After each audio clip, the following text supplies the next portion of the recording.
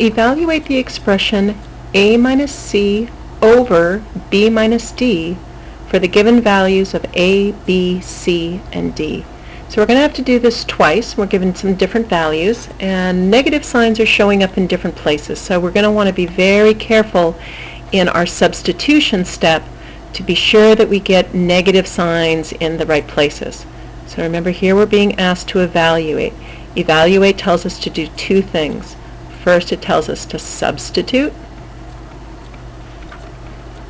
So to substitute in the values for the variables, and then we're going to simplify. So let's take a look at our first problem. We have different values for a, b, c, and d.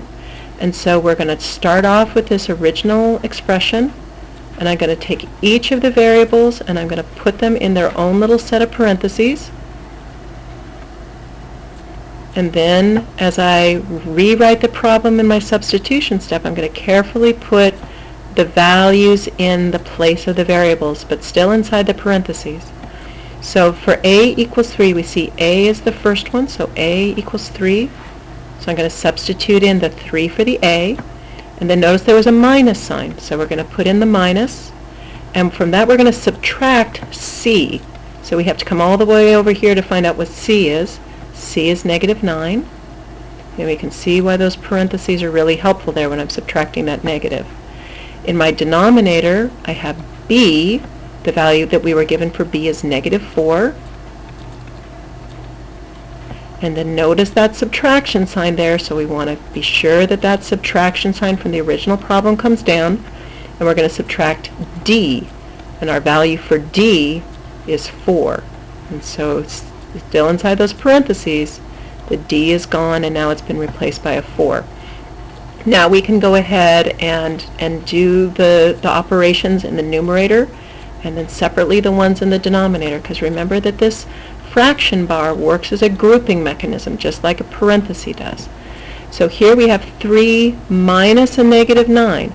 Well, when we subtract a negative, remember that that's the same thing as adding.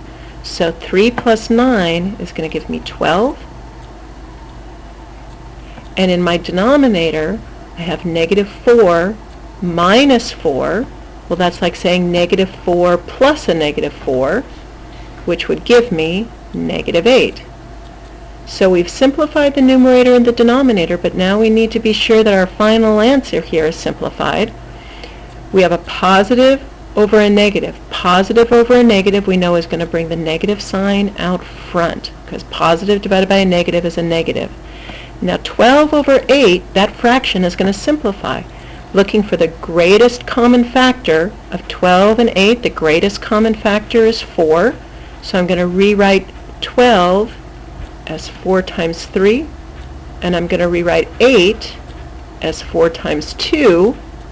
4 over 4 equals 1, so those guys are going to cancel out, and I'm just left with negative 3 over 2. And notice how I have that negative sign out front for my final fractional answer. If your final answer is a negative fraction, be sure the negative is out front.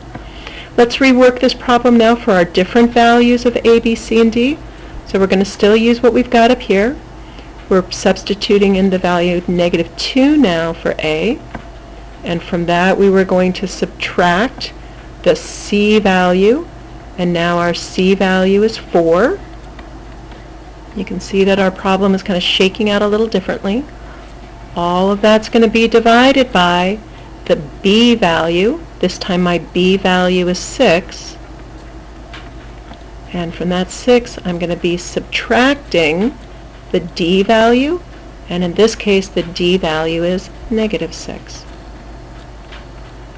And now we can go ahead, work the numerator. Negative 2 minus 4 equals negative 6.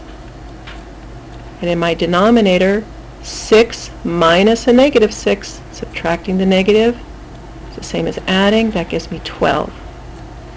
Now simplifying the fraction, negative divided by positive is a negative. 6 is 6 times 1, and 12 is 6 times 2. The common factor of 6 is going to cancel out, and my final answer is negative 1 over 2.